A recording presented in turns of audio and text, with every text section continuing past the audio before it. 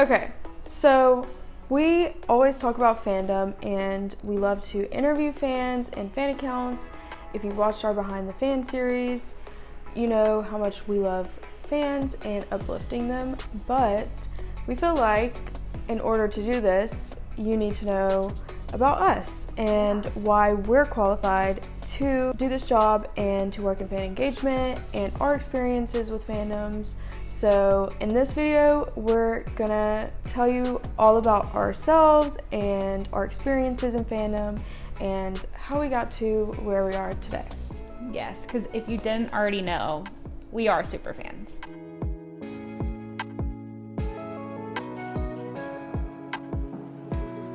So what was your first concert?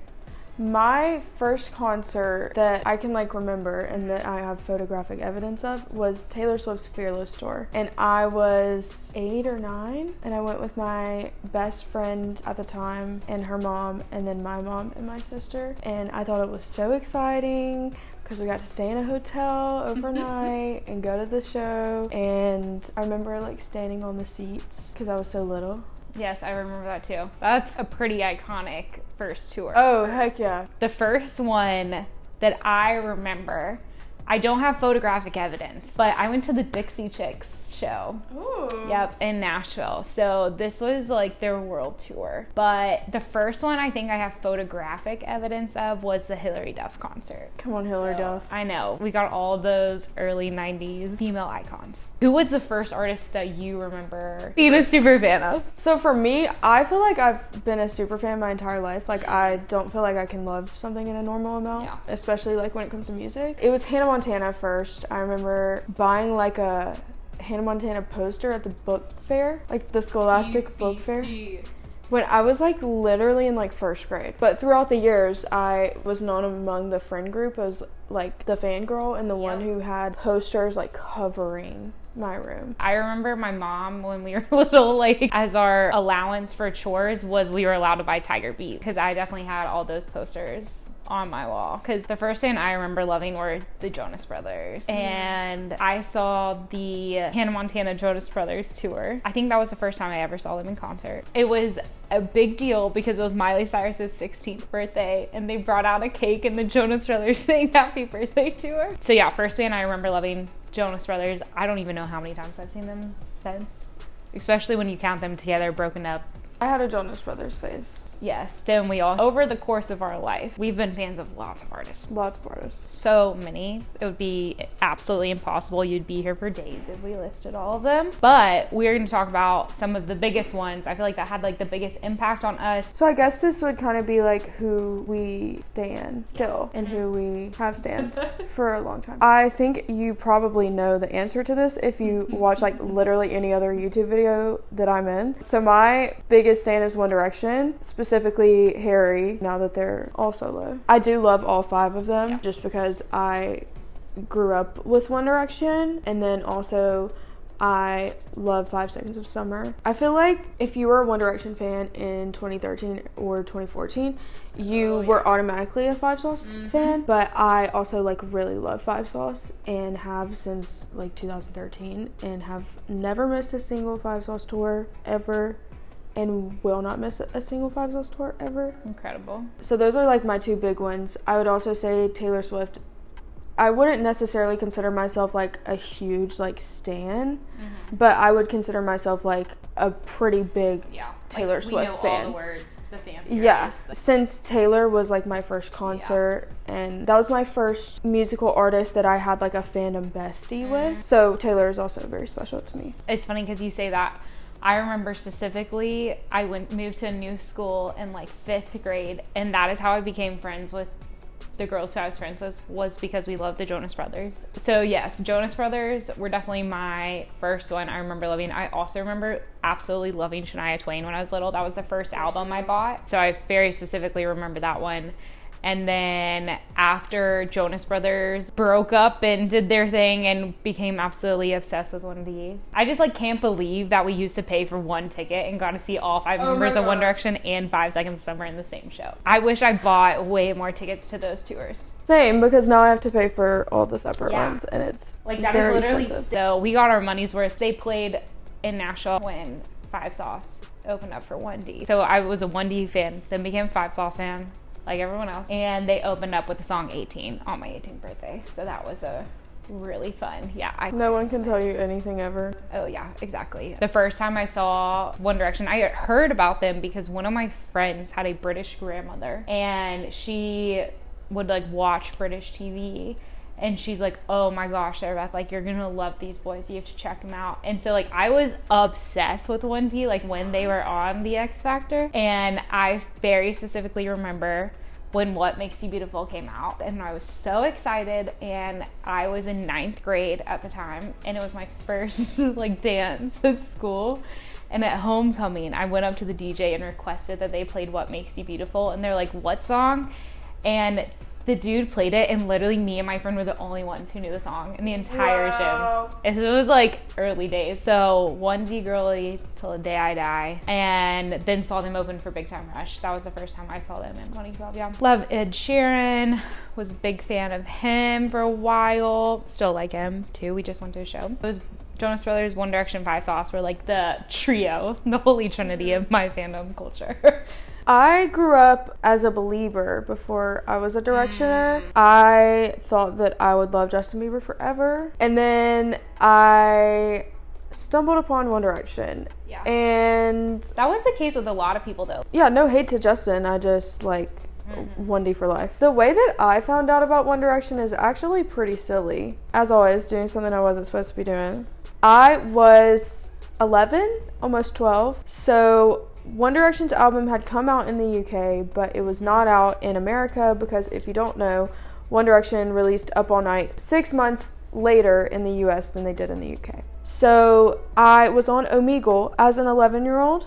If you don't know what Omegle is, don't look it up. It's an anonymous chat site where they don't have a lot of rules or age restrictions. Not a very safe place on the internet. Right. So if you are under the age of 18, please don't get on Omegle. So on Omegle, you can put like tags on there. Like, for example, I think I put Justin Bieber as the tag. So then you talk to people who also like Justin Bieber. Well, this girl from the UK, I like randomly matched with, and she sends me this YouTube link to a What Makes You Beautiful lyric video, okay? And it's the photo shoot where Liam's in the green hoodie, like the iconic one. But it was like that, and I was like, oh, like, this song is good. I should not have been on there, but decided that I was gonna click this video because the girl was like, oh, you'll really like this band. And I clicked on it, and now I have like 3 Harry Styles tattoos. Things happen. Then I looked up their names. That's where you always go wrong when you stan someone. Like, if it's a band, you always go wrong where you're like, oh, well, I just want to know their names. Don't do that. That is going to lead you down a rabbit hole. I know from experience. So then with Five Sauce, same thing. They were One Direction's opener. I have to know everything about One Direction at that point. And then I looked their names up, and then it was history. Well, I remember if you weren't in the 1D fandom, the big reason that so many of the 1D fans were Five Sauce fans was it was like Louis found them on YouTube. That was what started 5 Seconds of Summer's really career. And then they were opening up for One Direction. It was pretty immediately. That was the first major tour they had ever been on. They didn't even have an album at this point. No. They had a 4-song EP. And it wasn't even available in America. No, and like you were talking about how the Up All Night album came out in the UK for all of those like OG 1D girlies. We all had to order it from amazon.co.uk. That is what I did because I wanted that album and I wasn't gonna be able to get it. And there wasn't a such thing as streaming services then. Yeah, and so I had to order it and ordered all the dolls and the books, all the things. I remember being the first person at my school to know who One Direction was. I remember the Up All Night CD came with these little trading cards, kind of similar to what K-pop does now. And it had like each of the boys on them. And I remember carrying them in my pocket at school, and at the lunch table, I was passing all of them around to all the girls in my grade. Oh, I always said too, if you watch the like 1D documentary when they are describing like how 1D started out and then how the fandom grew, it shows like going it straight, like the arrow going straight from London to Atlanta, and I'm like, that was me.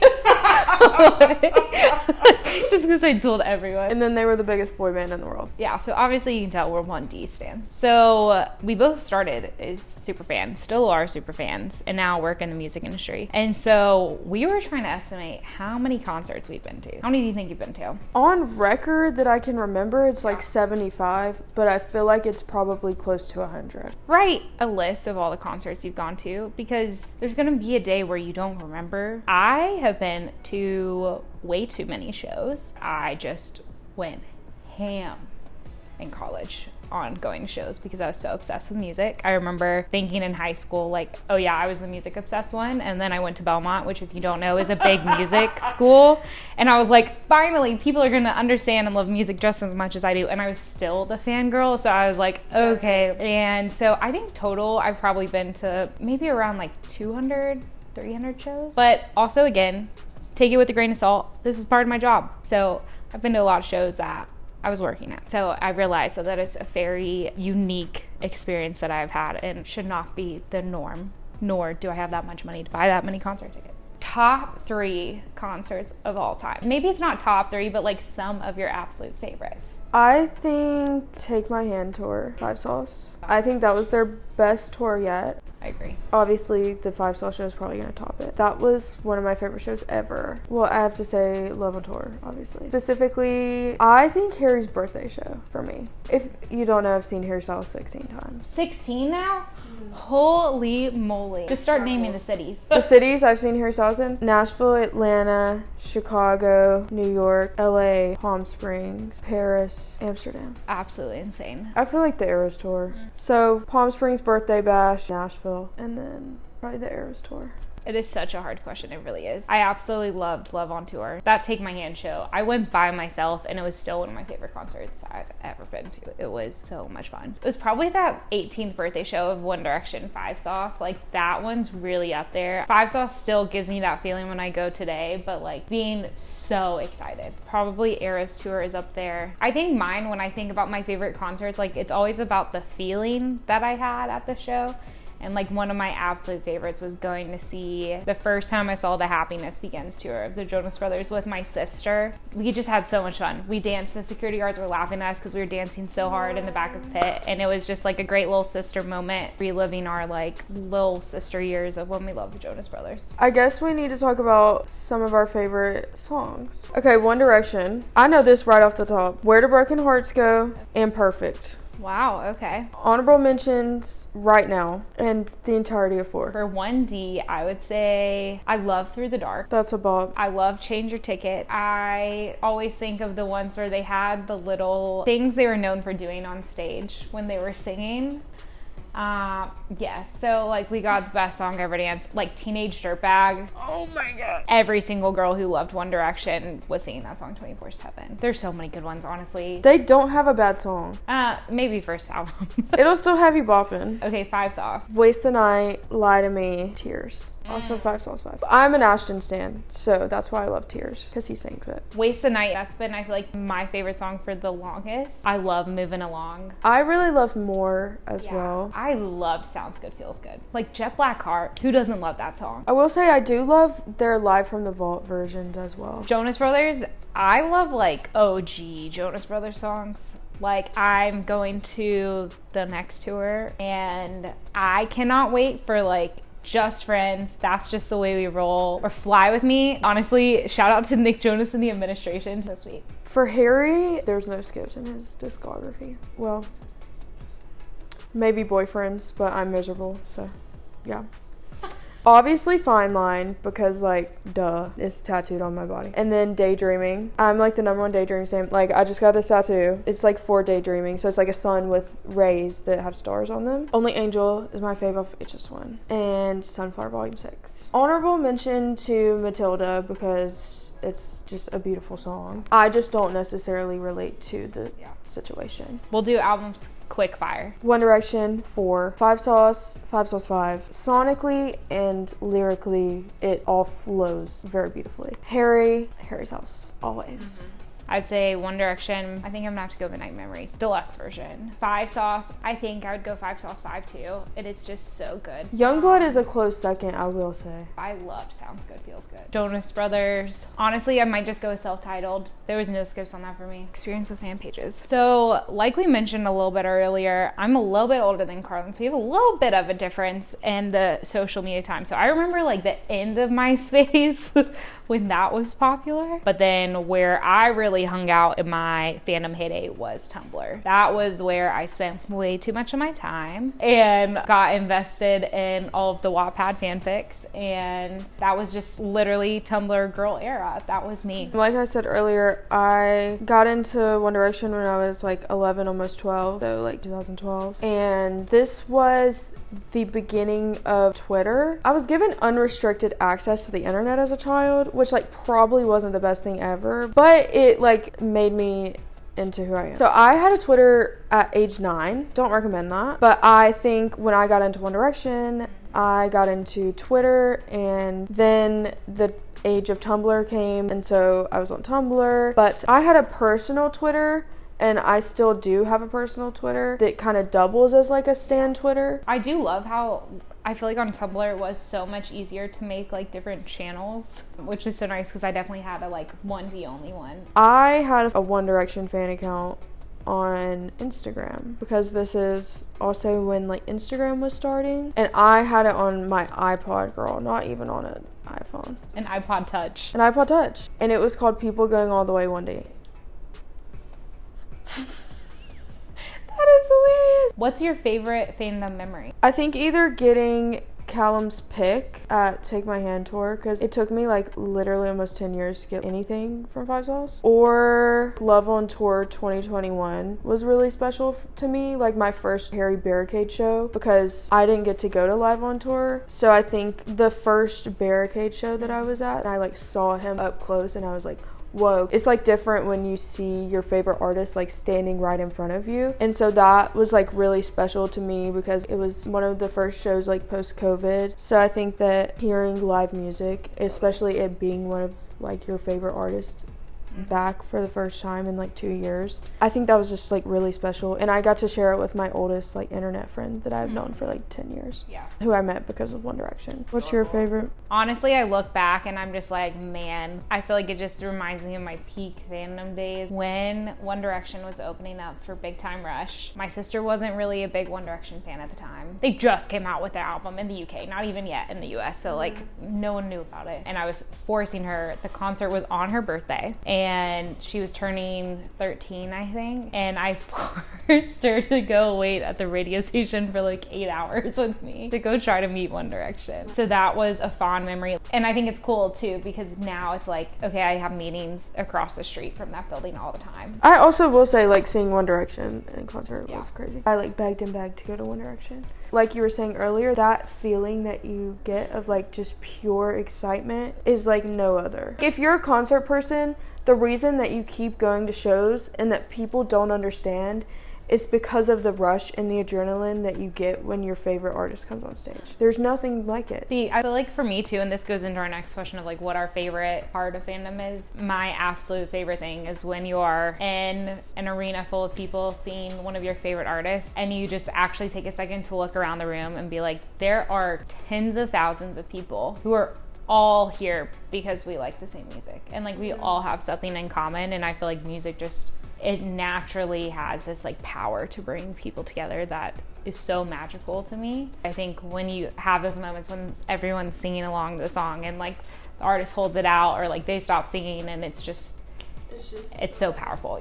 I also think like, especially when you have that one fandom song that means so much to like the entire fandom, so like Fine Line, and you sit and you take a step back and you look at all of these people who are having the same emotional feeling of the song and feel it just as deeply as you is like very beautiful. My other favorite part of fandom is the people that you meet and the friends that you make, because for me personally, I have never become friends with people quicker than within fandom. Like instantly best friends. It's so true though, because you already have a similar interest and usually if it's an artist, that means you're gonna have the same beliefs or mindset of the artist. I think that stans and like people who are in fandom are the most loyal, down to ride people, no matter what type of relationship it is in their life. No matter what, they will have your back, they will fight for you because they do this with their artists. They have that same level of passion in their everyday relationships,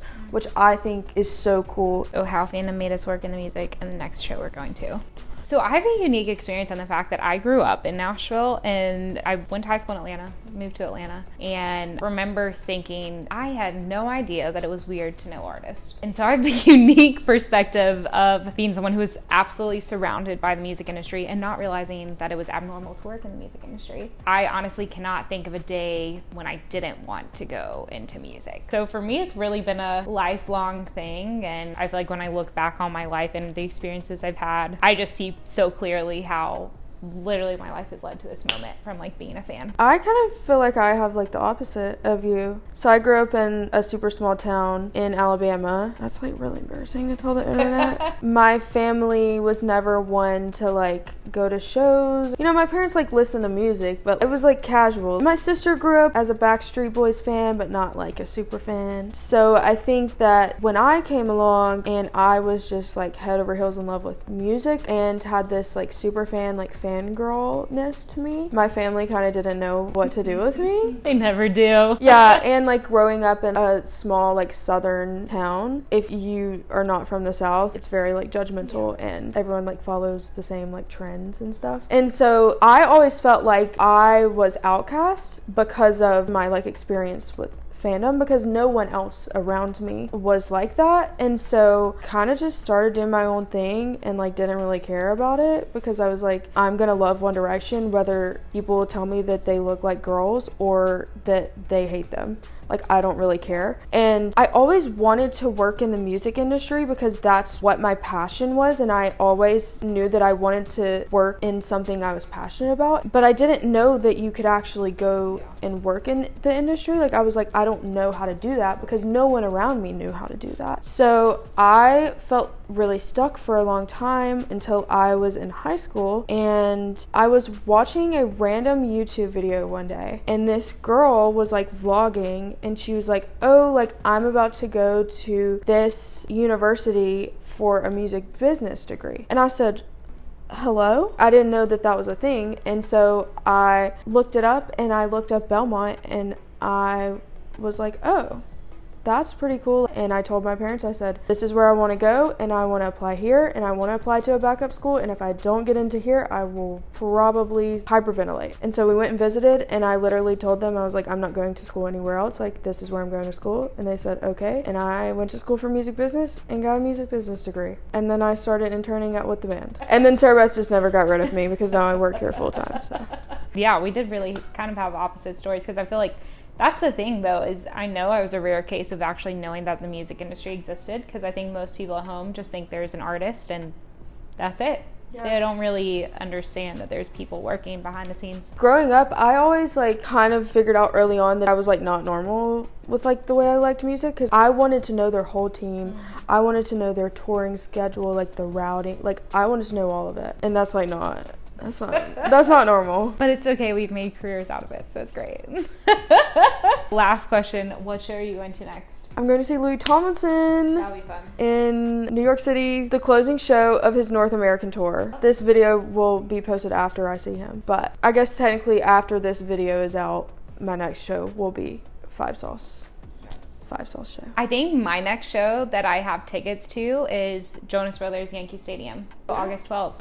Yep. Coming up, opening night. Maybe I'll have to vlog it. That's fun. Ooh. Yeah. Well, thank you for hanging with us today. We had fun. Hopefully you learned something new about us and our crazy fangirl stories. But we just wanted to tell you a little bit of the backstory of how we got to where we are and why you should trust us as your fangirl experts. If you have any questions for us, leave them in the comments and we'll answer them. But until then, we'll see you next time. Thanks.